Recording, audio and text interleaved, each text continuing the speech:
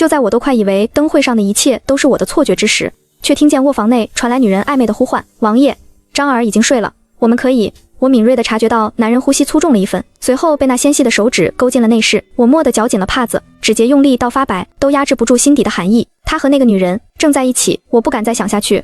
我开始不自然地发出呜咽声，这是在我能力控制范围外的声音，像是被一双大手死死攥住了心脏，痛不欲生，足以致命。成婚第7年，我才知晓夫君膝下竟有一个6岁的儿子。京郊上4节灯会，我隐匿在人群中，看着靖王谢恒正弯腰抱起一个小男孩玩闹。阿爹，你都好久没来看我了。我的夫君摸了摸男孩的头，乖张儿，阿爹政务繁忙，你可要好好听阿娘的话啊！轰的一声，我愣在原地，脑子里瞬间变得空白。阿爹、阿娘，一大一小2个身影，眉眼间足有7分相似，无一不在告诉我，那个曾许诺我此生不负的郎君，暗地里早已养了外室。我们青梅竹马，情深意笃。我曾为了救他，被刘寇一刀刺穿腹部，不仅失了腹中骨肉，还终身不能生育。那时的谢亨跪在我身边，红着眼睛说：“什么子嗣香火，我通通不要，今生今世，我只要琳琅一人足矣。”彼时他颤抖的声音犹在耳盼，如今眼前的这一幕却将誓言碾得粉碎。我踉跄着向后退去，心脏像是被利刃剜成了千块万块，变得鲜血淋漓。我不敢再去看，我怕自己会冲过去质问谢恒，更怕在众目睽睽之下像个跳梁小丑，哭着被人厌弃。我转身落荒而逃了。巷口处停靠着一辆马车，手帕胶周婉珠已经等我许久了，见我脸色苍白，连忙从马车里下来。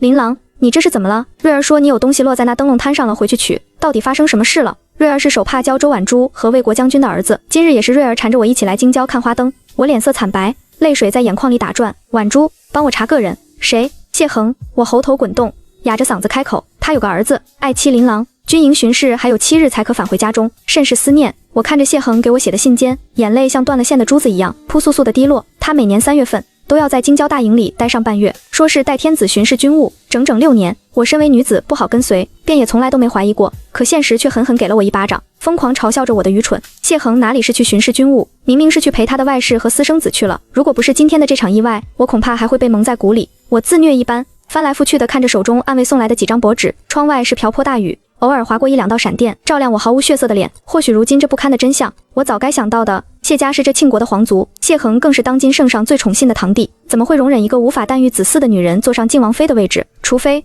他们早就安排好了一切。那深爱我的谢恒又充当了什么角色？我心如刀绞。我和谢恒自小相伴，京中谁人不道一句谢恒和顾琳琅是天造地设的一对。8岁时，我贪玩爬树跌落，是他毫不犹豫飞扑过去接我，手臂被撞断，却还笑着安慰我别怕。12岁时，我出朝至染红了裙衫，懵懂的少年郎以为我身负重伤，被我吓得脸色惨白，抱着我哭喊着说绝不独活。16岁，及笄，他瞒着府里人参加西山围猎，九死一生夺得魁首，却只向圣上求了一枚玉佩，当作定情信物赠与我表明心意。他说：琳琅，唯愿执子之手，与子偕老，生死相随。少年的爱总是纯粹而热烈，早就俘获了我的心。直到大婚后3月，我被谢恒围剿的流寇所掳，囚禁了3天3夜。找到的时候，我已经奄奄一息。谢恒为了救我，被流寇生生打断了3根肋骨。也是那一次，我替谢恒挡了一刀，丧失了做母亲的权利。而谢恒母妃得知这件事后，不是没想过给谢恒纳妾，亦或是利用我名节受损劝他休妻，是谢恒不顾满身伤痕，在靖王府的祠堂里跪了3天3夜，水米未进，以命相携。我宁可不做这个靖王，也要和琳琅一生一世一双人，才让这位靖王府的太妃不得不妥协。伤愈后，我们得偿所愿，连圣上都夸赞我们情比金坚，让整个京城都见证了我们可歌可泣的爱情。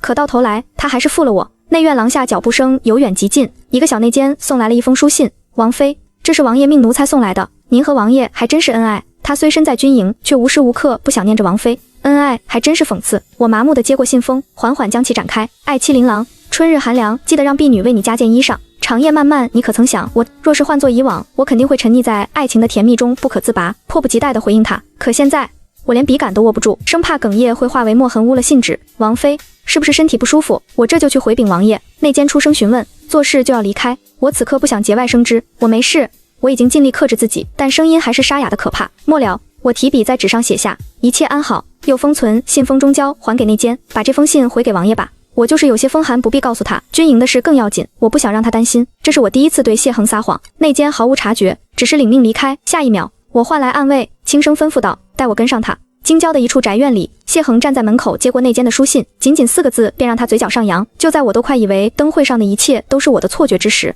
却听见卧房内传来女人暧昧的呼唤：王爷，张儿已经睡了，我们可以。我敏锐地察觉到男人呼吸粗重了一分，随后被那纤细的手指勾进了内室。我蓦地绞紧了帕子，指节用力到发白，都压制不住心底的寒意。他和那个女人正在一起，我不敢再想下去。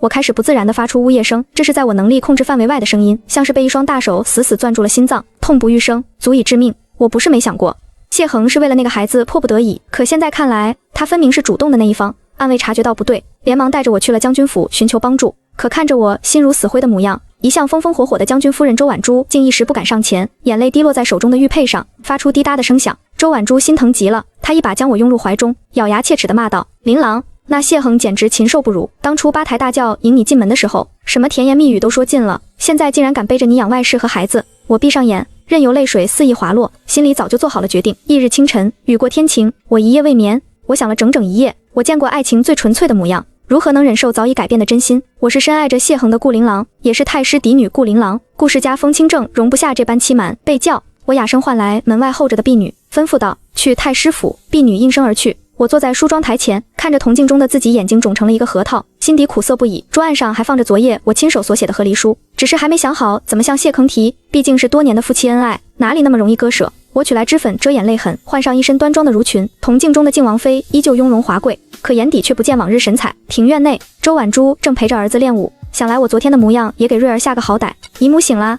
瑞儿迈着小短腿跑到我身旁，拉过我的手放在嘴边呼气。阿娘说昨天姨母心里痛，瑞儿给姨母呼呼就不痛了。6岁的孩童天真无邪，我摸了摸她的脸蛋，瑞儿乖，姨母已经不痛了，去找阿娘吧。瑞儿懵懂的点点头，转而乐颠颠的跑去周婉珠怀里。我想起昨日谢恒和那个孩子的欢声笑语，我想如果当初我们的孩子还在的话，应该比那个孩子还要大一些吧。我深吸一口气，强压下心底的酸涩，简单交代了一下，便上马车离去。顾太师的书房内，我犹豫了许久才开口道：“父亲，听闻圣上要在青州边境开通互市，青州老家的堂叔想要成立商队，正好婉珠的夫君领了皇命去那里戍守边关，他半个月后带瑞儿过去，女儿想跟着一起去看看。”顾父眉头紧蹙，靖王可知此事？不，这次是女儿自己的主意。我苦笑，所有人都默认我和谢童夫妇一体，就连我亲生父亲都不例外。胡闹！顾父拍案而起，你素来连京城都不愿轻易离开，况且靖王身处京畿，你如今竟要独自远行。忽然想到什么，他声音陡然沉下：“琳琅，可是靖王负了你。”我唇瓣微颤，最后还是选择先隐瞒。父亲，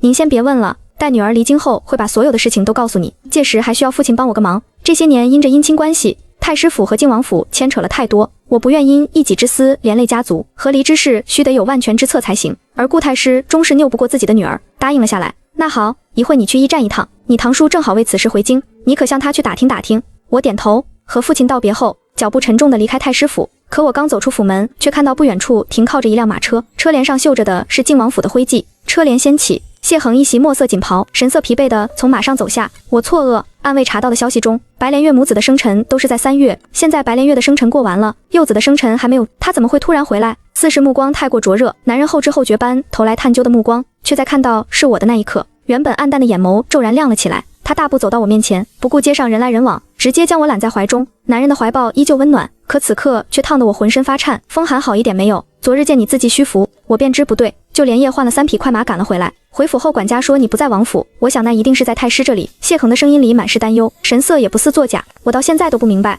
爱我入骨的男人为什么会心安理得的和别的女人恩爱生子。我嘴唇微微颤抖，努力吞咽下喉咙里的酸楚。我想要质问，最终还是讷讷地说了一句：“我没事了。”正打算回府呢，谢恒松了一口气，以后生病了记得告诉我，不然我会担心的不知如何是好。男人的声音温柔低沉，一时间让我产生了一种岁月静好的错觉。可我的余光却看到不远处一抹纤细的身影，白莲月站在树下，正紧紧盯着我。下一秒，谢恒的贴身侍卫就匆匆赶了过来。王爷，不好了！似是察觉到我在这，侍卫凑到谢恒耳旁，小声地讲完后边的内容。他脸色顿时变得焦急。琳琅，军营里有件急事，我得去处理一下。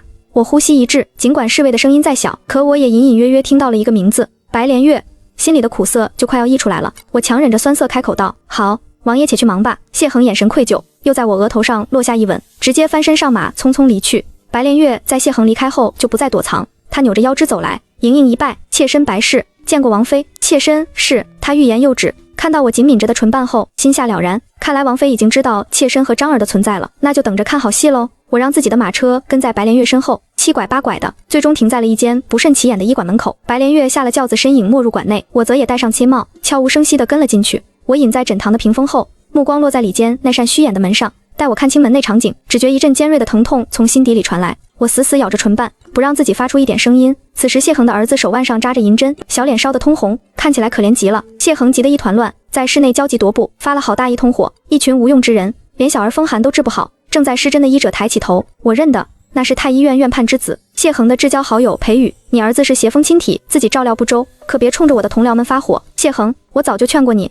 你不是说好那白氏诞下孩儿之后便给足银钱，打发得远远的，现在一个小风寒就敢把我找过来，万一王妃知道了怎么办？沉默半晌，谢恒的声音响起，带着几分疲惫和无奈。我有什么办法？母子连心，每次送连月离开，张儿都会哭闹不止，总不能让孩子一直哭吧？呵，到底是孩子舍不得娘，还是你舍不得那温柔乡？你自己心里清楚。裴宇冷哼一声，闻言，谢恒更烦躁了，他用力地揉了揉胀痛的额头。别胡说，我此生只爱顾琳琅一人，可偌大的靖王府不能后继无人，这事你一定要帮我瞒着琳琅，我不希望他伤心。至于连月，他到底是为我靖王府诞下血脉，我也不能薄待他。听到这里，白莲月才推门而入，哭得梨花带雨。王爷，都怪我没有照顾好张儿，昨夜你走后，张儿就发烧了，还哭着想要见你，我怕打扰你和王妃，才不敢禀报。谢恒摸着孩子滚烫的脸颊，叹了口气，心也软了下来。他将女人揽在怀里安慰，别哭了，莲月，本王没想要怪你，张儿是我们的孩子，是本王这个做阿爹的失职。白莲月拉扯着谢恒的衣襟，手指从他的胸口划过。王爷，妾身知道自己不配和王妃相比，可妾身就是舍不得我们的孩子受委屈。谢恒眉目一凛，本王的儿子谁敢给他委屈受？倒是你要注意自己的身子，看看你脸都哭花了。他抬起手，轻柔地抚掉他眼角的一滴泪，亲近的模样刺得我心口生疼。我用力收紧了手掌，任由指甲掐进掌心，留下月牙形状痕迹，我都感觉不到丝毫疼痛，又或是再疼，都抵不过心疼。倾盆大雨又下了起来，我就这样从医馆离开了。我淋着雨，麻木地在雨中行走，旧鞋浸透了泥水，雨水顺着贴帽的纱帘流淌，模糊了我的视线，却怎么也洗不净我满心的狼狈。等我到达驿站的时候，掌心早已经被掐得伤势严重，我的模样把守门的小伙计吓了一跳，赶忙撑伞上去搀扶。王妃娘娘，您这是怎么了？小的，这就让人去王府禀报，您这样让王爷看见又该心疼了。我心口痛到麻木。是啊，所有人都默认谢恒爱我，无一例外，可他们不知道这爱里到底掺杂着多少欺骗与背叛。我轻轻推开对方的搀扶，哑着嗓子说，我没事。路上突然下雨，给我一间净室，再寻套干净衣裙来。我摘下湿透的开帽，将腰间定情的玉佩递了过去，随后跟着伙计指引，把自己锁在了净室里。房门关闭，我再也控制不住痛哭。我本以为自己看过暗卫送来的密信后，早已对现实免疫了，可真的看到一家三口出现在我面前，心底最深的那道疤还是被人反复撕开，伤势严重。隐蔽的净室内回荡着我撕心裂肺的悲鸣。我多想冲进去问问谢航，为什么当初山盟海誓的是他，如今和旁人恩爱生子的也是他？直到敲门声响起，我才从痛心中挣脱出来。门口的人早已经离开，托盘上叠放整齐的衣裙和那枚玉佩，旁边还放了一杯热茶，茶杯下压着一张手写的素笺。王妃娘娘万安，玉佩乃御赐之物，弥足珍贵，小的万不敢收，但请王妃放心，小的未敢惊扰王爷。我心里五味杂陈，最终还是将素笺揉成一团，丢进角落的炭盆里。我重新换上干爽的衣裙，片刻之后，我就又变成了那个金尊玉贵的太师嫡女。没有什么能让我感到害怕。我让伙计带我去了堂叔的落脚处，埋首于堆积如山的账册。这一忙就是一整日，商队的事务并不简单。我沉浸其中，短暂地忘却了谢恒和白日里所见的不堪。直到傍晚，我拖着疲累的身躯回到了靖王府，打算收拾行李，明早就启程北上，远离这令人窒息的一切。不想我刚刚步入庭院，便听见里面传来孩子稚嫩的嬉笑声，而白莲月就这样出现在我的眼前。女人穿着王府里婢女的衣裙，不远处小男孩正将陈设的汝窑瓷瓶摔在地上，把花厅弄得杂乱不堪。见我进门，白莲月闻声抬头，堆起温顺恭敬的笑，屈膝行礼，拜见王妃。奴婢是太妃送来伺候小世子的婢女。我下意识咬紧唇瓣，连呼吸都有些困难。谢恒他怎么敢把这两个人带回靖王府？眼看着我神色不对，谢恒连忙解释，琳琅，我下午想告诉你这个消息，可没找到你在哪。谢成章是母妃从慈幼院带回来的孩子，说是和我们有缘，所有的心痛早就在那个无人的静室里发泄过了。现在的我只觉胸中翻涌着怒火，这几人简直在拿我当傻子耍。谢恒，你是故意来刺痛我的心吗？我声线都有些颤抖了，显然是被气急了。闻言，谢恒微微蹙眉，没想到我会如此抵触。他有些慌乱地解释道，琳琅，你别生气，你知道母妃成日忧心靖王府香火，我又看你一直为那个没了的孩儿难过，所以才答应了母妃的要求。如果你不喜欢，我立刻让人把他送走。所有人都知道谢恒深爱我，他的铁律永远都是我为先，就像现在，只要我不喜欢，也是连自己的亲儿子都会立刻送走。可这样的偏爱却让我没由来的感到恶心。我刚想开口把事情挑明，可那个叫谢成章的孩子一瘪嘴，哇哇大哭了起来。你这个坏女人，阿爹，你为什么要和这个坏女人在一起？你不要张儿了吗？孩子的哭声尖锐，吵得谢恒头痛欲裂，当即厉声呵斥道，谢成章，谁教说的这些糊涂话？你们都是不知如何是好吗？还不赶紧把小世子带回房里去。几个婢女连忙上前，手忙脚乱地将哭闹不止的谢成章带回了卧房。白莲月似是也慌了神，连连认错，王爷，都是奴婢的错，您千万别怪小世子。说着，他还含情脉脉地看了谢恒一眼，那眼里的委屈足以让男人心疼。谢恒叹气，语气柔和了些许，本王没怪他，稚子何辜，你赶紧去照顾吧，我把这一切尽收眼中。心底愈发冷了。我挣脱开谢恒，径直走入卧房，把紧跟着的他关在了门外。谢恒站在门口，心中烦闷至极，但还是耐着性子安抚道：琳琅，都是我的错，我明早就把那个孩子送走，你不让我陪你也可以，你先好好休息，有什么事情我们明天再说。我靠着房门坐在地上，听着男人离开的脚步声，心口处早已痛到麻木，毫无知觉。送不送走又有什么用？血缘至亲是永远都割舍不掉的，说到底该走的是我。我没回话，反锁了房门，我独身靠在冰冷的门上，听着男人脚步声远去，再也支撑不住，滑落在地。我只觉得好累好累，身心俱疲。不知道过了多久，寂静里，一枚裹着石子的信笺突然从窗缝中射入，啪地落在我脚边。王妃既闭门谢客，就莫怨王爷寻人解闷儿，别着急，一会儿来书房看看，有惊喜给你。这字迹是白莲月的，我瞳孔骤缩，蓦地攥紧了手掌，揉皱那张纸条。过了一会儿，我起身走出卧房，穿过长廊，一眼就看到谢亨的书房内有微弱的烛光，房门半掩，从缝隙里传来女人妩媚的声音：王爷，你弄疼莲月了。男人闷哼一声，语气带着狠厉，怕疼还招惹本王过来，你真是生了孩子都不安分。霎时我如坠冰窟，浑身的血液都冷了下来。我没想到谢恒竟然会这么迫不及待。屋内还在继续，白莲月压抑着呻吟：王爷，妾身不是看您被王妃弄得心里不痛快，这才想替王妃让您开心开心，自己不知检点就不要找借口，记住，要想张儿留在王府，就别找王妃不痛快。我听不下去了，我甚至不知道自己是怎样离开的。回到卧房后，我猛地扑到铜盆边，恶心地吐了出来，直到胃里传来一阵抽搐的疼，我才缓缓起身，抬头看着铜镜里狼狈不堪的自己，我的眼泪早就流尽了。我可是太师嫡女，高傲如我，本就不该这样。我不知道自己盯着这张脸看了多久，直到天微微亮，才缓缓起身躺回了床上。这一次是我顾琳琅不要谢恒了。翌日清晨，我来到偏厅，看到白莲月正站在八仙桌前摆弄碗筷。一夜努力过后，她成功换掉了婢女的衣服，穿上了一条烟霞色的襦裙，衬得她媚态横生。再加上她那张脸与我有几分相似，怪不得谢恒会选中她。见我身影出现，白莲月热情地招呼道：王妃醒了，快来用早膳吧。她看似不经意地侧了侧身，露出脖子上斑驳的痕迹，纤细的手腕上还戴着一个翠绿通透的镯子，我一眼就认了出来，那是谢恒母妃曾经戴着的靖王府的传家宝。我曾听太妃提起过，谢恒也曾为我讨要过，但太妃以我不能成嗣为由给拒绝了，如今竟戴在了白莲月的手上。我攥紧了拳头，突然觉得自己所坚持的一切都无比可笑，亏得我还想着两家世交情谊，不想撕破脸皮，可到头来白莲月才是太妃承认的儿媳。就连昨天医馆里谢恒的至交好友都知道白莲月的存在，只有我像个傻子一样被谢恒那虚无缥缈的誓言骗得团团转。我不禁苦笑，如果谢亨当初明言需要子嗣，我也是拿得起放得下，断然不会再与他纠缠。一想起昨夜书房内的场景，心口还是会泛起密密麻麻的刺痛，我更是恨不得甩谢亨一巴掌。但这不是我想要的结果，我要让他悔恨终生。这时谢亨从庭院中走进来，他倒是整个人神清气爽，根本看不出劳累一夜的样子。路过白莲月身边时，明显看到两人暧昧的眼神，引得白莲月羞涩地低下了头。男人转身，这才看见我脸色苍白，不由得紧张起来。琳琅，你是不是昨天淋雨寒气未消？我要不今天和圣上告假，留在府里照顾你。现在的我巴不得立刻就走，和谢恒相处的每时每刻都让我觉得窒息。我开始嫌脏，不必。我开口拒绝道，你政务繁忙，免得让圣上怪罪，我在府里静养就好了。谢恒皱了皱眉，心里莫名的有些慌乱。往常我巴不得让他片刻不离守着我，可如今处处反常。可他了解我，知道我此时心意已决，只得又叮嘱了婢女几句，你们好生照顾好王妃，若有差池，唯你们是问。周遭的婢女面面相觑，好似对我们恩爱的模样早就免疫了，一个个都纷纷点头。就在这时，白莲月却突然起身，走到谢恒面前，主动去给他整理衣袍。王爷且慢，您衣领乱了，妾身来帮你。而谢恒竟也下意识微微轻身，垂眸任他整理。这无意识的动作才是最让人心痛。周遭的婢女都倒吸一口凉气，视线纷纷看向我，连大气都不敢出。谢恒这才察觉到不对，他猛地退后一步，和白莲月保持距离，礼貌地道了声谢，我去上朝了。他走到我身边，低头在我额头上落下一吻，轻声说道，乖，等我回来。宠溺的声音和昨夜书房里如出一辙。八仙桌前，我看着面前热气腾腾的早膳，只觉味同嚼蜡。谢恒的温柔体贴，白莲月的挑衅示威，每一幕都在脑海里回荡。我实在是吃不下去，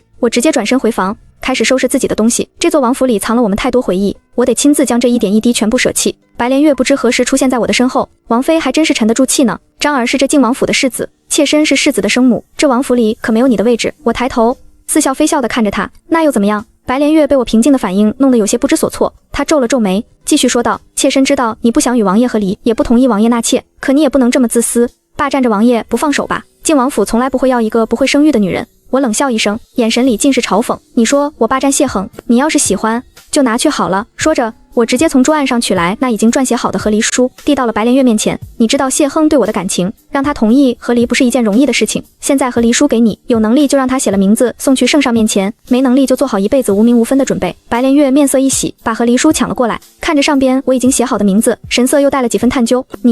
你真舍得离开？我心下一颤。当爱一个人已经贯穿了我人生的大半，听到离开这种字眼时，我不可能真的云淡风轻。我缓缓闭上眼，压下心底翻涌的苦涩，再次睁眼时，眸底只剩一片平静。我顾氏嫡女还不屑与人共侍一夫，我可以为谢恒豁出命去，但我容忍不了背叛。白莲月嗤笑一声，将和离书塞入袖中，转身离开，想着法子怎么让谢恒签下。我看着库房里堆满了谢恒送我的礼物，但我的心里依旧是空荡荡的。我开始收拾东西，简单选了几身衣服和金银细软，还有我的嫁妆，全都一并带走。至于谢恒送我的礼物，我一样没留，全都打包好，让人送去了典当行。既然决定要离开，就要断得干干净净。婢女们都躲在不远处偷偷看着，私下里议论到底发生了什么，我也懒得和他们解释。待全都收拾妥帖后，时间已经到了下午，我带着收拾好的包袱在卧房里休息，等待周婉珠来接我。也是这时，我才恍惚想起，我好像一整天都没有看见谢成章的身影，难道真的被送走了？正当我满心疑惑的时候，就看见谢亨匆忙赶回来，身后还跟着白莲月和本应身在京郊安堂里的太妃。王妃娘娘，求你告诉我张儿在什么地方。白莲月哭着冲到我面前，双手抓着我的胳膊不停晃动，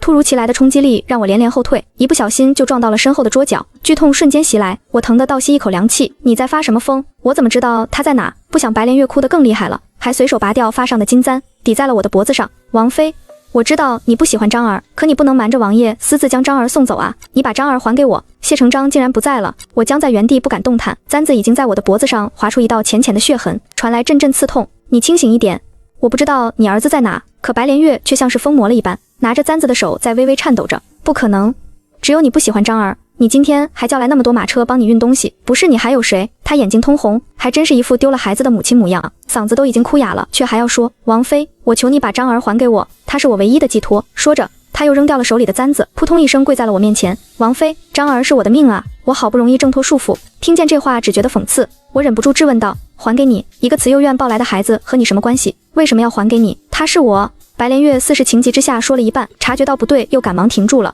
低声哭了起来。但这一次轮到我不依不饶了，我将一切看在眼里，神色微闪，故意去激白莲月。他是你什么啊？你倒是说啊！够了！谢恒厉声呵斥，琳琅，你别这么咄咄逼人。我眼里闪过一丝不可置信，我怔怔地看向谢恒，瞳孔微颤。和谢恒从小青梅竹马长大，他从来舍不得对我说一句狠话。方才我被白莲月挟持，都没见他为我说一句，而他第一次对我疾言厉色，却为了护着外室和私生子。失望，万千思绪在脑海中汇聚成这一个词汇。我现在对谢恒失望至极。谢恒看得到我表情的变化，自觉说的有些过分，又赶忙放软语气，琳琅，我不是怪你的意思。张儿被带回来，一直都是他在照顾，他刚才也是一时情绪激动才……我冷声回绝，不用再说了，我不想听。谢恒，我再说一遍，你的儿子在哪我不知道，如果真的丢了，可以报官。你堂堂靖王，不会连这点事都做不到吧？我眼神里不带有一丝情意，平静的让谢恒心慌，就连我直接默认谢成章是他儿子都没有发现。这时，侍卫从外边匆匆赶来，王爷，小世子找到了，是在出城的一辆马车上，幸亏车走得不算远，小世子现在已经在回来的路上了。在场的几人都松了一口气，唯有我不敢放松。今天我是为了送东西去典当行叫了几辆马车，这无疑又把嫌疑推给了我。太妃坐在太师椅上，冷哼一声，自己是个不会下蛋的鸡也就算了，老身给你送来一个还不满意，我看你就是要让我进王府绝嗣。太妃这话难听得很，几乎就是把我的伤口撕开，还要在疤痕上撒盐。我下意识看向谢恒，却发觉谢恒目光灼灼，正紧盯着白莲月，不知在思考些什么。蓦地，我只觉得胸口被压得喘不过气来，我自嘲地笑了笑，对，我当初就不该命都不要了去救谢恒，我就该让他付出代价。话虽说出口，心也碎了一地。谢恒猛然抬头去看，却看见我眼神悲哀，脖子上的那一抹鲜红愈发刺目，他心里骤然一紧。琳琅，不要说气话。他赶忙上前想去拉扯住我的手，却被我冷漠避开。哀莫大于心死，一想到那双手在昨夜还抚摸过白莲月的身子，我就觉得无比恶心。我没再理会他，屋内一时陷入了寂静，只剩下白莲月断断续续的抽泣声。不多时，谢成章被送了回来，一见面他就躲在了谢恒的身后，伸手指着我说道，阿爹，就是他要把我扔了，就是他。闻言，太妃当即站了起来，神色严肃，顾琳琅，你还有什么好说的？张儿还是个孩子，他能撒谎吗？而谢恒眼眸微动，四目相对下，我读懂他眼底的那抹情绪，他怀疑我。我心里突然生出一股无力感，我扯了扯苦涩的嘴角，沉声开口，算了，你们爱怎么想就怎么想吧，反正我说什么也都是无用。阿爹，你看那个坏女人已经承认了，你一定要好好惩罚她。谢成章拉扯着谢恒的衣袖，眼睛却偷偷朝白莲月看去，四目相对，白莲月微微点了点头，谢成章紧绷的小脸才有了几分放松。谢恒蹲下身子，抚了抚儿子的头顶，眼神怜爱：“乖张儿，阿爹一定会保护你的。”紧接着，他声音冰冷：“来人，将王妃送去京郊安堂里罚跪，没有我的允许，不准放她出来。”谢恒一锤定音，事情再无转圜。话落，他主动扶起白莲月，一家三口朝庭院外走去，从头到尾都没有再给我一个眼神，反倒是白莲月挑衅地看着我，眼里的志在必得狠狠刺痛着我的心。看着窗外人影消失，太妃终是满意的点了点头，端起了长辈的架势，挥了挥手，让身边的婆子将我强制带走。在这里待了几年的婢女都有些不忍心，还在我耳边安慰着：“王妃别担心，我们都相信你不是这样的人，王爷可能有什么难言之隐，他那么爱你，一定不会真的让你受委屈的。”我苦笑，算了，反正我也要走了，这些也都无所谓了。太妃把我送去了京郊供奉谢恒一脉祖辈的安堂里，我在安堂里跪了3天3夜，日子远比我想象的还要难熬。安堂的尼姑也明显被吩咐过，数不清的嘲讽谩骂，每隔几个小时就要被压着挨一顿家法，棍棒像雨点般落在身上，我却强忍着不肯吭声。我死死咬着唇瓣，任由血腥味在口中蔓延，心底愈发绝望。我突然想起了7年前，谢恒为了娶我，在靖王府祠堂里跪了3天3夜，断裂的肋骨刚刚接上，让他险些落得个终身残疾。其实不仅是太妃在逼迫谢恒，周婉珠和顾太师夫妻也都在劝我。靖王府乃是皇族之脉，对香火传承的重视，所有人都看在眼里。我那时心疼谢恒，相信我们能情比金坚，顶着巨大的压力和谢恒继续相爱。如今，这算不算是他爱错人的报应呢？只是谢恒，希望你这辈子都不会后悔。直到第4天早上，安堂的大门缓缓打开，谢恒走了进来。琳琅，你可以起来了。谢恒开口，声音带着几分沙哑，神色也有些疲惫。我像是没听见一样，只木讷地盯着眼前的众多牌位。是啊，谢恒是天皇贵胄，他这一脉虽与圣上血缘渐远，但依旧香火不断。是我痴心妄想，竟然会相信谢恒会不要孩子，落得如今的下场，都是我自作自受。我没有理会谢恒，只是缓缓站起身来。跪的时间太长，双腿已经麻木，更别提稍微一动就牵扯着背后的伤。我刚站起来，整个人就重重地往下倒去。谢恒眼疾手快，将我抱在怀里，才让我免于再次摔倒。琳琅，你做错了事就得接受惩罚，不然怎么给孩子当榜样？更何况就只是罚跪而已，就只是罚跪，那我衣服下的这些伤都算什么？我苦笑，我直接将谢恒推开。谢恒，你当初是怎么跟我说的？你说只要我不喜欢，你就可以把那个孩子送走。谢恒皱眉轻叹一声，语气中满是无奈。琳琅，王府需要一个小世子，他是最好的选择，我们夫妇一体，你也得为我考虑考虑。这句话我听的耳朵都要起茧子了，我不禁嘲讽道：是吗？靖王的爵位传嫡传长，抱养的孩子有什么用？不知道，我还以为他是你亲儿子呢。谢恒呼吸一滞，眼神闪躲。怎么可能？琳琅，我这一生只会爱上你一人，可张儿是个好孩子，他很乖的，到底爱是不爱，我已经不想再计较了。可多年的感情走到末路，心底压抑着的情绪即刻就要宣泄。谢恒，你还想骗我到什么时候？但我话还没有说完，白莲月却突然走了进来。王爷，张儿闹着要去西郊马场，我们一起去吧。说着，他还打量了一下我，不过王妃看起来面色这么差，恐怕是他不去。谢恒声音清冷，直接替我做了决定。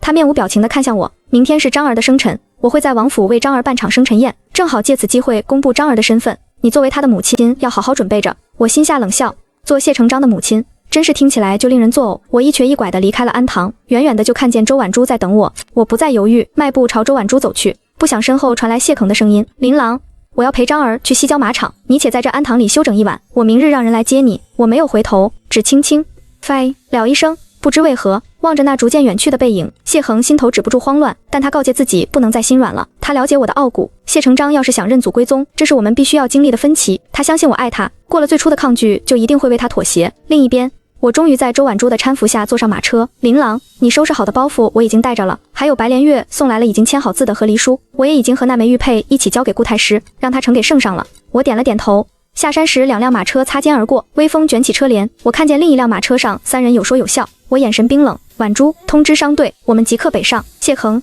这次的2选1，我选择放弃你。一大早，靖王府里的下人们就开始忙碌起来，到处张灯结彩，都在为这位靖王世子的生辰宴做准备。昨天从安堂回去后，谢恒就把自己关在书房里，直到现在都没有出来。他摩挲着一卷明黄色圣旨，那是老王爷临终前留下的，是谢家先祖对靖王一脉的限制，靖王爵位传嫡传长，无嗣者收归宗庙。谢恒看着圣旨，心里的石头也算落了下来。他终于保住了靖王府的世袭罔替，没有人会再因为他无嗣来轻视他的付出。只是想到我，他心里隐隐有些不安。他知道这次的决定对我来说无疑是最深的伤害，可他也别无选择。安堂那边怎么样了？琳琅什么时候过来？侍卫站在一旁，毕恭毕敬地回答道：王爷放心，已经安排马车去接王妃了。谢恒飞了一声，揉了揉胀痛的额头，心里没由来的烦躁。昨晚他一夜未眠，心里不知为何总有种不好的预感，这种预感让他很是不安。一想到我那决绝的背影，谢恒心里就隐隐有些担忧。可一想到靖王府的未来，他又不得不狠下心来。他只能暗暗告诫自己，过了今天，一切就会回到正轨。他行至廊前，看着太妃坐在院子里，抱着谢成章，满脸宠溺。章儿，今天是你生辰，祖母给你准备了礼物，快看看喜不喜欢。谢成章只是甜甜的唤了声祖母，就能让太妃笑得合不拢嘴。连月啊，你真是为我生了一个好孙儿，你放心，只要我还活着一天，就没人敢亏待你。白莲月闻言，脸上露出温柔的笑容，多谢太妃抬举，能为王爷延续香火，是妾身的福气。只要太妃高兴，只要章儿能平安长大，妾身就心满意足了。太妃闻言，满意的拍了拍白莲月的手，知道你是个听话的，不像顾家那个丫头，眼高于顶。白莲月没有接话，只是低眉顺眼的站在一旁，一副乖巧听话的模样。这时，下人上前禀报，太妃，宾客们都来了。太妃点头，牵着谢成章起身，不知是想到了什么，她还是回头嘱咐了一句：莲月，你先回去休息吧，今天这个场合顾太师府里也会来人，你不适合出现。白莲月眼底划过一抹怨毒，但还是乖乖的点头，转身离开。花园里早就聚满了人，昨日京城的大街小巷就已经传遍了晋王谢恒喜得爱子，可当年我为救谢恒受伤不能生育的事，已经是人尽皆知，许多人都闻风而来，想知道这个孩子到底是什么来头。太妃真是有福啊，当年我们都以为来人欲言又止，言语里带着探究，晋王府一直都是京城各方势力紧盯着的地方。这些年来，谢恒和我感情深厚，从来都没有什么风流韵事，众人都以为晋王爵位就要归回宗庙了，没想到谢恒竟然不声不响地弄出一个孩子来，这其中要是没有猫腻，谁信？太妃冷冷地瞥了他一眼，不过这一眼转瞬即逝，倒像是那人看错了一般。在开口时，太妃眼神柔和，是啊，章儿是慈幼院抱养的孩子，也是和我王府有缘，只是这样的借口哪里能那么容易让人相信？人群中不知是谁说了一句，我看这小世子和王爷长得真像，不能是王爷在外边的私生子吧？一时间，园中众人看太妃的眼神都变了，花园里也开始议论纷纷。是啊，细看这孩子的眉眼，确实和王爷有些像，要说是亲生的也不无可能。当年王妃可是为了救王爷，坏了身子不能生育，不能是王爷需要子嗣继承香火，把外边的私生子接回来吧？哎，高门贵族里娶妻纳妾养外室，这种事还少吗？亏得我还以为高门深宅里也能有真情，现在看来只是可怜了王妃，当年为了王爷连命都不要，现在却落得这个下场。众人你一言我一语，一旦猜测出现了，便一发不可收拾。太妃脸色一沉，正要开口，这时谢恒从廊内走了出来，他一身亲王常服，衬得他身形挺拔，面容冷峻。都在聊什么？他声音低沉，带着不怒自威的气场。众人且声，毕竟谁不知道谢恒宠妻如命，当初为了不与我和连命都差点不要了，现在真相还没水落石出，私下里议论两句可以，却没人傻到敢在谢恒面前说这些话。没什么，我们就是在说世子和王爷真是有缘，想来靖王妃也是很满意这个儿子吧。那人意有所指，眼神向周围环视了一圈，又继续说道，对了，世子今天生辰，怎么不见靖王妃？众人也纷纷发现，这么重要的场合，我竟然没有出现，他们也都自觉地将视线放在谢恒身上，想看他的反应。面对众人的询问，谢恒的神色未变分毫，他走到太妃身旁，牵起谢成章的手，不劳各位操心，琳琅只是去准备给章儿的礼物，现在已经在赶来的路上了，生辰宴就要开始了，本王还有些事情需要交代一下，诸位请自便。说罢，他旁若无人地带走谢成章，穿过人群，径直走向通往内院的长廊，一直走到书房外，谢成章才懵懂地开口，阿爹，今天是我的生辰，阿娘为什么不能陪我？我想要阿娘。谢恒神色一凛，语气严肃，记住，从今以后你的阿娘叫做顾琳琅。谢成章闻言猛地抽回手，眼里满是抗拒，我不要她做我阿娘，她是个坏女人，阿娘说她要把我送走，她要和我抢阿爹，我不要她。糊涂！谢恒冷声呵斥道，他有时不得不承认，谢成章和他小时候很像，性格执着，认定的事情便不会改变，想要的东西不择手段也要得到，让一个孩子去换另一个陌生的女人为母亲。谢恒心里知道他这么做幼子难以接受，但即便是将白莲月纳为妾室，我这个王妃也是这孩子正儿八经的嫡母。白莲月听见声音从一侧的暖阁里走了出来，看到眼前这一切，暗自咬了咬牙，他知道我已经带着和离叔离开了，只要再等一等，她作为世子的生母一定能得到靖王妃的位置。想到这儿，白莲月狠狠掐了自己一把，抹着眼泪走了过去，将谢成章揽在怀中。王爷，章儿只是个孩子，他是妾身生的，又是妾身把他养这么大，他离不开妾身才是正常。妾身知道在您眼里妾身根本不算什么，您心里只有王妃，可妾身求求你不要为难章儿，就看在他是您亲儿子的份上，不要为难他。当初他就是利用这一招，让谢恒心甘情愿和他上了床，也让谢恒舍不得将他送走。果然，谢恒神色动容，将他扶了起来，拉入怀中。莲月，我知道你懂事。他抬手拭去他眼角的泪，声音温柔，只要不奢求名分，我愿意让你留在我身边，看着章儿长大。白莲月靠在他的怀里，嘴角终是勾起一抹得意的笑，直到下人过来催促，谢恒这才依依不舍地送白莲月回暖阁，牵着谢成章出去。王府花园里，宾客们三三两两地聚在一起，气氛热闹。谢恒环顾四周，依旧没有见到我的身影，而且不仅是我，就连太师府顾家的人也迟迟没有出现。他胸口不由得有些烦闷，隐约有种不好的预感。侍卫到现在都没有任何消息传来，刚欲换人询问，就看到他的贴身侍卫快步走了进来，神色凝重。他心头猛地一沉，不祥的预感瞬间攫住了他。他将谢成章交给太妃，转身回到书房，待房门关闭，侍卫才沉声说道：“王爷，去接王妃回府的仪驾和随行婢女回复说，王妃不见了，不见了。怎么会不见了？”谢恒愣神，好像没明白侍卫的意思。我不见了，这怎么可能？昨天他提出要给谢成章举办生辰宴，我答应的痛快，也没表现出什么异常，怎么会突然不见了？王爷，安堂里的尼姑说，昨天就已经不见王妃身影，方才王妃院里的婆子来报，连嫁妆箱子都消失不见了，王妃应该是主动离开的。闻言，谢恒眸色一沉，侍卫的话就像是一颗石子，狠狠砸进他的心里，瞬间惊起惊涛骇浪。他脑子里嗡的一声，仿佛连思考的能力都没有了。不可能，琳琅怎么会主动离开？他是不是遇到了什么危险？谢恒自己都没有察觉到，他连声音都有些颤抖了。我是他的妻子，我那么爱他，怎么可能主动离开？侍卫沉默，将刚送来的底报递了过去。王爷，您看了这个就明白了。谢恒接过底报，刚打开就看见和离书3字，他眯了眯眼，有些不解。可他看清上边的内容后，整个人如遭雷击。谢恒不敢相信地眨了眨眼，又仔细看了一遍，每一个字他都认识，但是组合在一起却让他有些看不懂了。不过一夜之间，他怎么就和离了？侍卫知道自己接下来要说的话有些残忍，但他不得不开口。王爷，这告示是今晨由太师府管事亲自，有些残忍，但他不得不开口。王爷，这告示是今晨由太师府管事亲自张贴府门之外，并派人抄送各大府邸。故事嫡长女顾琳琅已与靖王一决，自此男婚女嫁，各不相干。侍卫话音刚落，谢恒心脏猛地一沉，荒谬！顾琳琅是本王明媒正娶的王妃，这婚事乃是圣上御赐，顾氏怎么可能不经过本王的允许私自发这种东西？他强迫自己冷静下来，但是用力到发白的手掌早已暴露了他的不安。他冷声吩咐：“备轿，本王要去太师府。”侍卫二话不说，立刻就要去准备。不想白莲月却突然闯了进来：“王爷，张儿的生辰宴马上就要开始了，您不能在这个时候离开。”谢恒脸色阴沉，眼神锋利：“白莲月，你什么时候学会在门口偷听本王讲话了？”白莲月被那眼神看得恐惧颤抖，她又想故技重施，眼眶顿时泛起泪花，柔弱无骨地跪倒在谢恒面前，拉扯住他的衣袖：“王爷，妾身只是担心您啊，今天对张儿来说很重要，您若是离开了他，日后如何在京城抬头做人啊？王爷，妾身什么都可以不要，妾身求您看在张儿是您亲儿子的份上，等生辰宴结束再去，好吗？”谢恒垂眸，看见的就是他那张柔弱无辜的脸，若是换作平常，他早就心疼了。垂眸，看见的就是他那张柔弱无辜的脸，若是换作平常，他早就心疼了。可此刻他满脑子都是我，根本没有多余的心思分给白莲月。出去！他抬手用力甩开了白莲月，神色阴沉的可怕。白莲月被甩到一旁，撞在桌角上，痛呼出声。他捂着撞疼的腰，跪坐在地上，不敢置信地看向谢恒，眼里满是受伤。王爷，您……白莲月，你最好祈祷琳琅的离开和你没有关系，不然……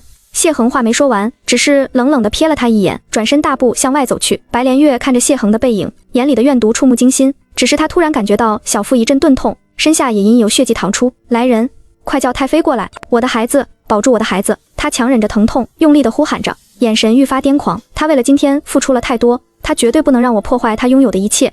谢恒快步向外走去，路过花园时察觉到宾客们都在窃窃私语，目光时不时地向他看来。他皱了皱眉，一种难以言喻的失控感顿时涌上心头。他再也顾不上什么沉稳，恨不得立刻飞去太师府。侍卫看着谢恒阴沉的脸色，连大气都不敢出，只能策马扬鞭疾驰而去。一路上谢恒他眉头紧皱，手中攥着那份底报，又策马扬鞭疾驰而去。一路上谢恒他眉头紧皱，手中攥着那份底报，又仔细看了一遍，到底发生了什么？谢恒的一颗心好似被什么东西吊着，随着马车疯狂的颠簸，七上八下，不得安宁。我离开的太过突然，连一点预兆都不曾有。顾太师又是这样强硬的态度，丝毫没有想过和他商量。谢恒狠狠咬牙，心里越发不安。他用力攥了攥拳头，强逼着自己冷静下来。琳琅，你到底在哪里？马车在太师府门前停下，谢恒快步下车，大步走了进去。他用力拍打着大门，大声喊道：“有人吗？快开门！”下人看见谢恒，神色没有往日的恭敬，竟带着几分鄙夷。王爷，您不去陪您亲儿子过生辰，屈尊降贵的来我们太师府干什么？我们家小姐已经和你没有关系了。谢恒只觉得头痛欲裂，连视线都变得有些模糊。你说什么？谁告诉你他是本王亲儿子的？是谁说的？他有预感，恐怕自己最担心的事情就要发生了，可他还存着侥幸心理，试图否认这一切。王爷，您在外寻欢作乐，连私生子都搞出来了，现在又想装无辜了。我们小姐真是瞎了眼，才会对您死心塌地。您还是离开吧，我们太师府不欢迎您，我们小姐和您已经没有关系了。谢恒没想到开吧，我们太师府不欢迎您，我们小姐和您已经没有关系了。谢恒没想到太师府的下人对他的敌意这么大，死活不让他进去，讽刺了他两句后也不肯再说些什么。他心急如焚，也顾不上那么多，他不得不使用暴力，打算强闯太师府。就在这时，不远处匆匆走来一个身影，都干什么呢？该干什么干什么去。太师府的管家出现，冲着其他下人摆了摆手，下人们纷纷散开，临走前还不忘啐谢恒一口。管家上前两步将大门打开，冲谢恒做了个请的手势。王爷，我们太师请您进去。一听这话，谢恒顿时松了口气，是顾太师，让他进去就好。毕竟当年大婚时是顾太师亲手把我送到了他手上，还让他发誓要对我好一辈子。想到这里，谢恒不自觉地吞咽了下口水，又莫名觉得有些紧张。他快步向里走去，觉得这段路无比漫长，从门口到内院的一段路，他不知道走了多少次，却是第一次觉得如此煎熬。正堂内，顾太师夫妇都端坐于主位之上，顾母眼圈通红，一脸憔悴，显然哭了不止一次。看见谢恒出现，顾母再也控制不住内心的怒火，直接冲上去给了他一巴掌。谢恒，你到底有没有心？你怎么敢这么对琳琅？谢恒被这一巴掌打得偏了偏头，侍卫见了，到底有没有心？你怎么敢这么对琳琅？谢恒被这一巴掌打得偏了偏头，侍卫见了都忍不住倒吸了一口凉气，手已按在刀柄上蓄势待发。但谢恒什么都没说，生生承受了这一下。岳母大人，琳琅在哪？顾母掩面哭泣，你别叫我岳母，老身还没有这个福气有你这么一个负心的女婿。他到底做错了什么？你要这么对他？他真心实意的爱你，你就这么糟践他的真心吗？顾母哭得上气不接下气，顾父心疼不已，轻轻拍了拍他的背，柔声安慰，好了，别哭了，别哭坏了身子，你们快扶夫人回去休息。顾父淡淡吩咐道，随后又看了管家一眼，管家点头示意，捧着一个托盘走到了谢恒面前，托盘上放着一叠薄纸，正中央安安静静躺着一个红色的卷轴。王爷，这是小姐留给您的东西，看看吧。谢恒突然对眼前的东西感到恐惧，他颤抖着手打开卷轴，和离书3个大字出现在他的眼前。他慌乱地打开全部，发现最末尾的画押处竟然早已签好了他和我的名字，上边盖着的印章是当今圣上的玉玺。这不可能，本王根本没签过什么和离书，假的，这一定是假的。谢恒陡然提高了音量，他根本不愿意相信眼前的一切，更不想承认我要和他和离的事实。了音量，他根本不愿意相信眼前的一切，更不想承认我要和他和离的事实。可和离书上的的确确写着他的名字，并且是他自己的字迹。他绞尽脑汁地回想3天前到底发生了什么。突然，他脑子里闪过了一幅画面。3天前，他因心中对谢承章的亏欠，便和前朝告假，在王府里陪伴白莲月和张儿。当时他喝醉了酒，白莲月拿着一份文书过来让他签署，他当时没想太多，只以为是寻常公文，下属让白莲月帮忙拿过来的，便签了字。谢恒脸色瞬间煞白，难道说当时他签下的并不是什么不要紧的文书，而是……他不敢再想下去，猛地回头看向身后的侍卫。3天前夜里有石墨，你有送文书给白莲月让本王签署吗？侍卫一脸疑惑地摇了摇头。王爷，明鉴，3天前您说要补偿世子和前朝告假，还特意吩咐除了小世子的事，其他的都不要打扰您，属下怎么会送文书过去呢？这话一出，谢恒的一颗心瞬间坠入了谷底。是白莲月动了手脚，是他太过信任白莲月，才会中了圈套，签了这份和离书。一想到这，谢恒的心就狠狠一痛，连呼吸都变得困难了起来。和离书在谢恒的手中变得褶皱，他双目赤红，强压着一腔怒火开口：岳父大人。恒的手中变得褶皱，他双目赤红，强压着一腔怒火开口：岳父大人，这份和离书我不认，我们这就去圣上面前求他收回成命。顾太师冷笑一声：那你看看这个，你认不认啊？管家从托盘下层取出了另一份密封的卷宗，递给了谢恒。谢恒颤抖着手接过，扫了一眼，整个人如遭雷击，踉跄着倒退了2步。那是一份滴血验亲实录，是皇室有血脉诞生时必经的检验。当时白莲月虽养在外室，他还是私下里走了这个流程。那实录上清清楚楚写着谢承章就是他的骨血。谢恒呼吸一滞，心里的猜测在这一刻被证实了。我早就知道了这一切，才会选择离开他。王爷，您还没看完呢。管家将托盘推得更近了些，入目便是一叠写满字的纸笺和几份画押的口供，是医馆里的小药童将他说过的话原封不动地复述了下来。我有什么办法？母子连心，每次送连月离开，张儿都会哭闹不止，总不能让孩子一直哭吧。至于连月，他到底是为我靖王府诞下血脉，我也不能薄待他。管家又将一个揉皱的纸笺递到他眼前，冷哼出声：王爷，实话告诉您，当时我们家小姐可就在医馆门口听着呢。还有这张恶心的纸笺，后边发生了什么就不用奴才们再说了吧。听到这些，听着呢。还有这张恶心的纸笺，后边发生了什么就不用奴才们再说了吧。听到这些话，谢恒哑口无言，整个人僵在了原地。医馆、书房，我都听见了。谢恒的脸色愈发苍白，他攥紧了拳头，胸腔中气血翻涌，喉咙处涌出一抹腥甜。我竟然都听到了这些话。我那么爱他，他根本不敢想象，我听到这些话时该是多么的心碎绝望。难怪我走得如此决绝。可这到底是怎么一回事？他自以为瞒得天衣无缝，他自以为掌控了一切。管家看得出他的疑惑，眼神冰冷。王爷，被一个女人耍得团团转，您还真是让奴才们刮目相看啊！谢恒浑身一颤，垂在身侧的手紧紧攥成拳头，关节被握得咔咔作响。管家继续说道：我们家太师帮您找到了一些证据，您儿子的生母主动和小姐接触过，太师府附近的街坊邻居都可作证，还有我们家小姐平生最恨的就是欺骗背叛以及污蔑，您儿子是被他生母亲自送走的，证据也都在这儿，您啊就慢慢看吧。谢恒带着所有证据被太师府毫不留情的请了出来，他知道自己需要给顾家一个交代，不然不止顾太师不会让我见他，连他自己也没有脸面去见我了。外边天色变了，乌云压顶，黑沉沉一片，仿佛要塌下来一般，去见我了。外边天色变了，乌云压顶，黑沉沉一片，仿佛要塌下来一般。谢恒面色沉重，一路回到了靖王府，宾客们早都已经离开了，他径直冲去了白莲月的暖阁，浑身充满了戾气。白莲月，我警告过你要想张儿留在王府，就不要去惹王妃不痛快。他伸手钳制住白莲月的脖颈，大掌用力逐渐收紧。你为什么还要主动找上他？那份和离书到底是怎么回事？谢恒猩红着眸子，眼里再无温情，更是恨不得把眼前的女人生吞活剥一样。白莲月脸色涨红，她艰难地从喉咙里挤出几句话：王爷，你在说什么？我听不懂，听不懂。谢恒冷笑一声，太师府的车夫跟你去医馆，周围的街坊邻居都看到你和琳琅一同出现，还有趁我酒醉骗我签下的和离书，现在你听懂了吗？白莲月扫了一眼，脸色瞬间煞白，她牙齿都在打颤，磕磕绊绊说不出一句完整的话。王爷和离书是王妃逼我这么做的，别狡辩了。谢恒眸光凌厉，手中的力道收紧，被欺骗的愤怒彻底吞噬了仅有的理智，他几乎是用尽了所有力气。白莲月挣扎的动作越来越大，眼里满是惊恐，眼看着白莲月呼吸愈发困难，暖阁挣扎的动作越来越大，眼里满是惊恐，眼看着白莲月呼吸愈发困难，暖阁的门突然被人推开，是谢承章冲了进来，他被谢恒的模样吓坏了，带着哭腔喊道：阿爹，你快放过阿娘，放过阿娘吧。他用力想去掰开谢腾的大手，可是却丝毫不动。太妃也适时赶到，在身后呵斥道：谢恒，你快放开莲月，她肚子里还有你的孩子。闻言，谢恒的眸子终于动了动，手也蓦地松开，白莲月竟然又怀孕了。他脑海里一片空白，仅有的思考能力都在想象着，如果我知道白莲月又怀孕了，我会怎么想？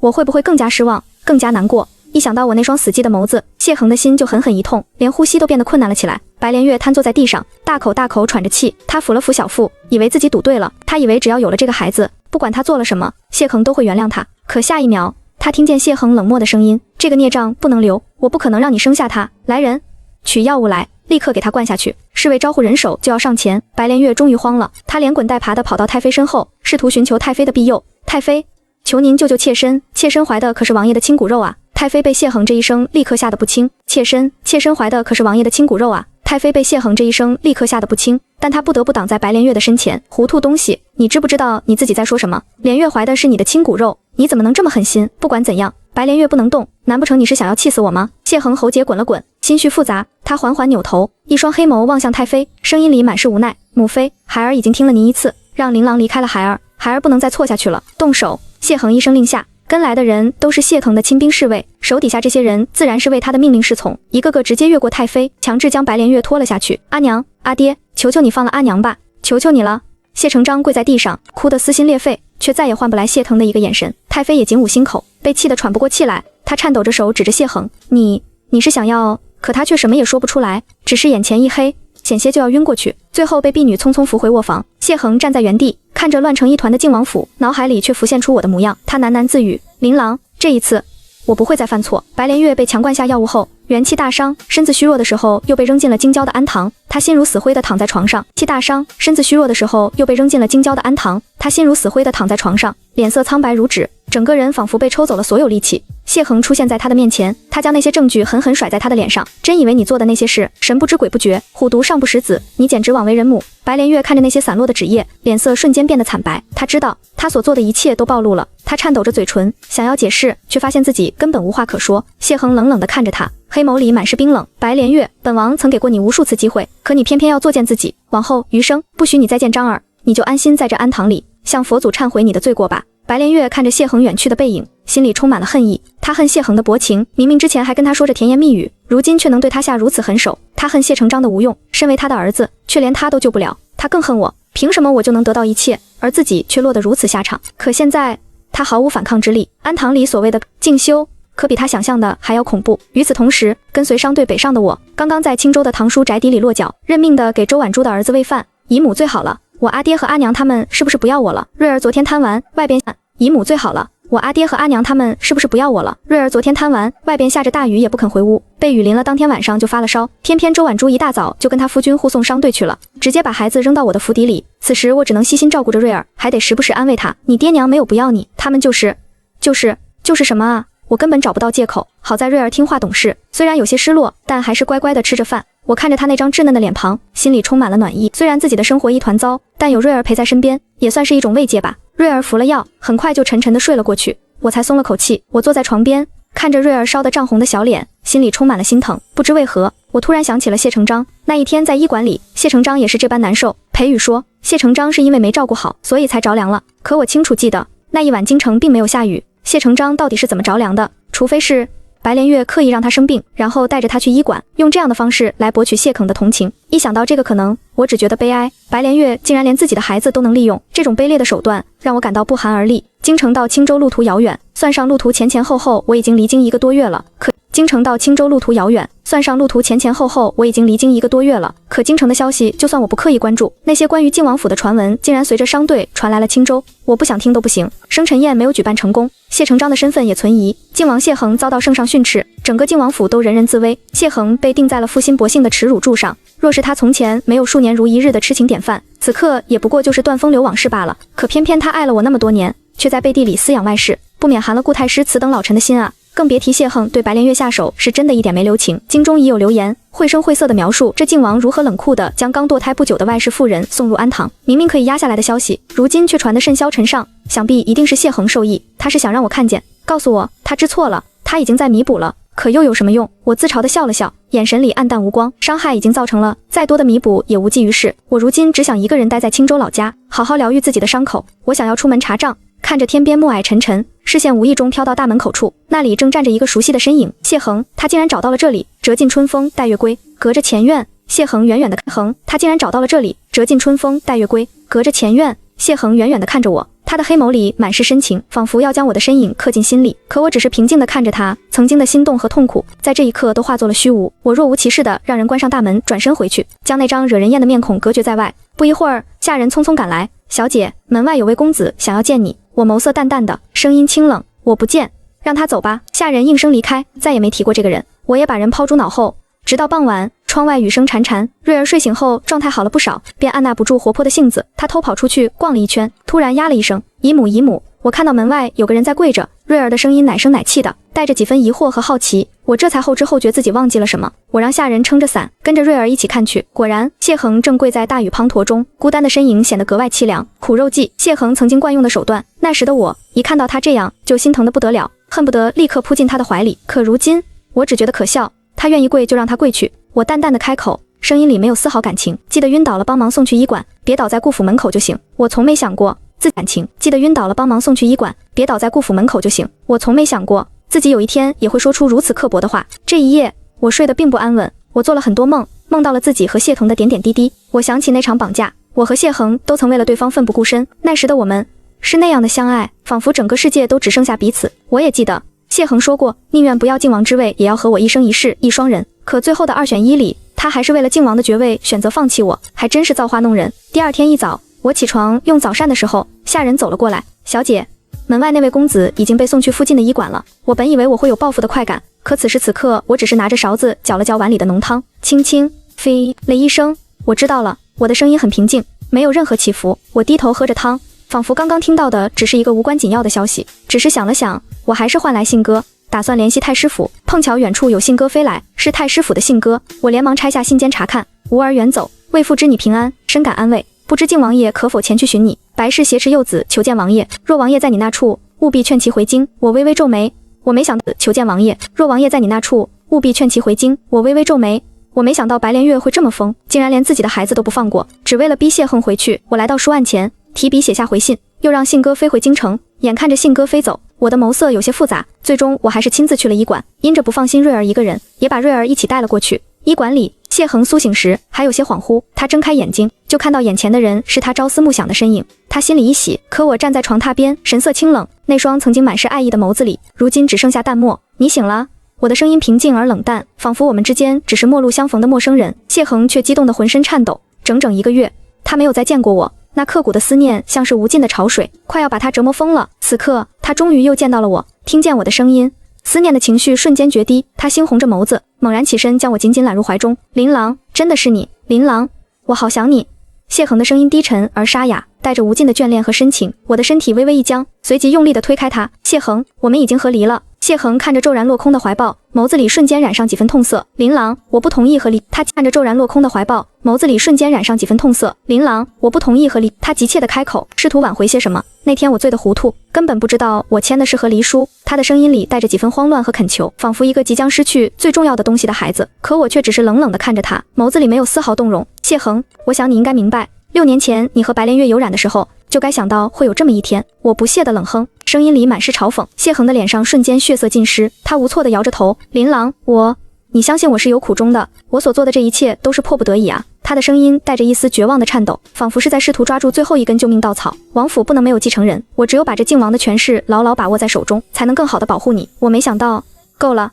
我的声音冰冷而尖锐，我不想再听那些虚伪的狡辩。我顾琳琅什么时候变成活在你羽翼下，需要你来庇护的人了？当年我可以为了你豁出命去，你的保护对我来说就只是锦上添花。我的话语如同细密的针尖，每一句都精准地刺进谢肯的心脏，让他痛不欲生。你明明知道我可以陪你一起面对所有的困难。我的眸子里满是失望，就算没了这王府富贵，我也愿意和你做一对不依夫妻。这从来都满是失望，就算没了这王府富贵，我也愿意和你做一对不依夫妻。这从来都不是你负心的理由。谢恒僵在榻上，心脏像是被人用刀子狠狠划开，疼得他红了眼眶。是啊，他明明知道我从来都不是他养的金丝雀，而是可以和他共同承担一切，甚至会保护他的海东青。是他被权势蒙蔽了双眼，他明明什么都知道，却还是选择了伤害我。他到底都做了些什么啊？视线逐渐变得模糊，谢恒都不知道自己多久没哭过了。泪水顺着谢恒的眼角滑落，滴在素白的被褥上，晕染出深色的痕迹，那里掺杂着的是谢恒的绝望和悔恨。他紧紧握住拳头，声音哽咽：琳琅，我错了，我真的知道错了，求你再给我一次机会，我不能没有你。他的眼神里充满了祈求，仿佛一个溺水的人在绝望中抓住最后一根稻草。白莲月已经被我送走了，我可以把谢成章留给王府，从此我和皇家再无关系，天涯海角我都只要你一人。这番真情的告白，若是曾经的我听到，定会感动得痛哭流涕，可此刻的我却不会再心软了。已经晚了，谢恒，你太脏了。我攥紧了瑞儿的手，眼神冷漠地看着他。对了，我忘记告诉你，王府出事了。谢成章人冷漠地看着他。对了，我忘记告诉你，王府出事了。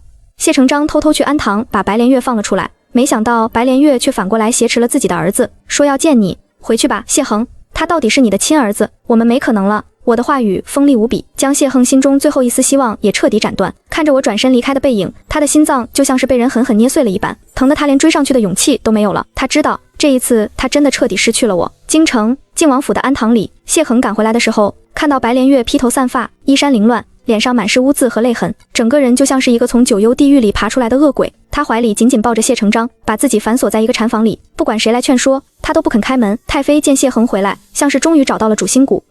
白氏疯了，可章儿是无辜的，你得把章儿救出来。谢恒脸色憔悴，疲惫的双眼里布满了红血丝，他轻轻点头，直接让人把门破开，缓步走了进去。白氏，你不是要见本王吗？现在本王来了，你把章儿放了。禅房里的白莲月猛地抬头，对视上谢恒的双眸，蓦地大笑起来，哈哈哈！他笑得疯狂，笑得凄厉，笑声在房间里回荡，让人毛骨悚然，哈哈哈！他笑得疯狂，笑得凄厉，笑声在房间里回荡，让人毛骨悚然。谢恒，我听说你巴巴地跑去了青州，被顾琳琅撵了出去，呵，这都是你的报应，顾琳琅这辈子都不会原谅你。他的话语里充满了怨毒和愤恨，仿佛要将所有的痛苦和绝望都倾泻在谢腾的身上。怀里的谢成章被白莲月的模样吓得直哭，阿娘，我是章儿啊，我是章儿啊。他稚嫩的声音里充满了恐惧和不解，试图唤醒母亲心中的那一丝理智。然而白莲月却像是彻底陷入了疯狂，她用力地摇晃着谢成章，眼神里满是怨怼。住口，还不都是你没用，让我连靖王妃都当不上，都是你没用。他越说越激动，脸上的表情也越发狰狞，手里的匕首在谢成章的脖子上留下一道血痕，疼得谢成章哇哇大哭。谢恒却又想起了1个月前，白莲月也是这样挟持着我，那时的他冷眼旁观，可这一次他却不得不出手。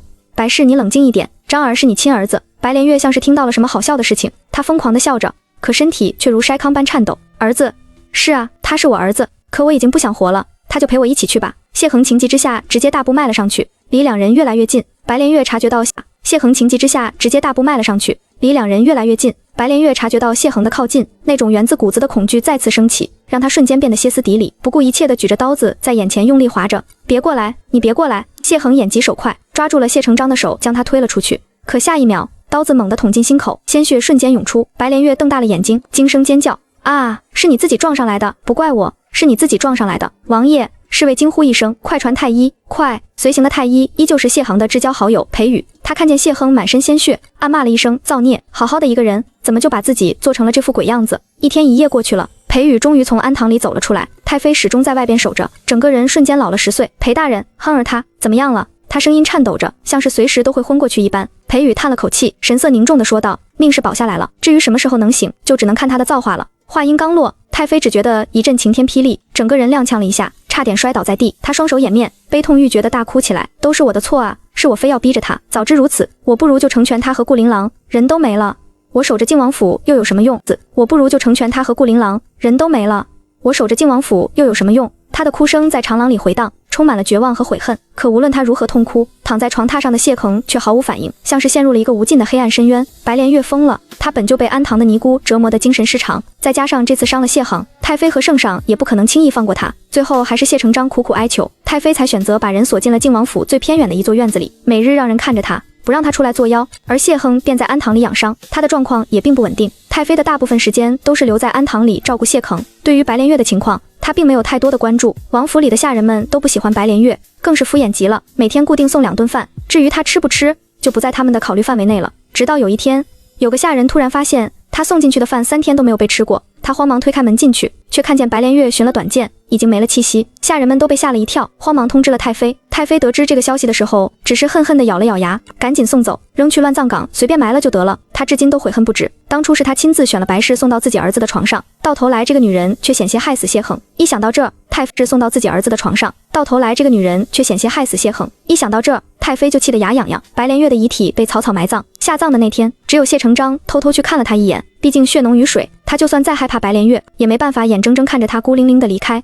他小小的一团跪在乱葬岗前，只有一个小小的坟包，连个木牌都没有。他还是磕了3个响头，便头也不回的离开了。顾家在青州的商队正式被我接管了，周婉珠也终于回来了，同时给我带来了靖王府的消息。他忍不住唏嘘，现在谢恒昏迷不醒，靖王府群龙无首，已经开始没落了。我听着周婉珠的话，内心却意外的平静。我曾经深爱过谢恒，也曾经为了他付出了所有，也曾经绝望过，痛苦过。然而如今听到他昏迷不醒，心中却只剩下释然。或许这就是命运的安排吧。我们之间的纠缠和纠葛终于要到此为止了，只是到头来所有人都没得到自己想要的。琳琅，你要回京去看看吗？周婉珠看着我，眼中带着一丝关切。她知道自己这个手帕胶曾经对谢恒用情至深，也知道我曾经为了他受了多少苦。都说死者为大，现在的谢恒也和没了没什么两样。我摇了摇头，语气坚定。顾家在青州的商队我刚刚接手，我还走不开。我有了自己安身立命的事业，有了自己的生活，也有了更值得我去珍惜和守护的人。想着，我目光飘向不远处，瑞儿在花园里玩得开心，倒是你整天就知道和夫君四处跑，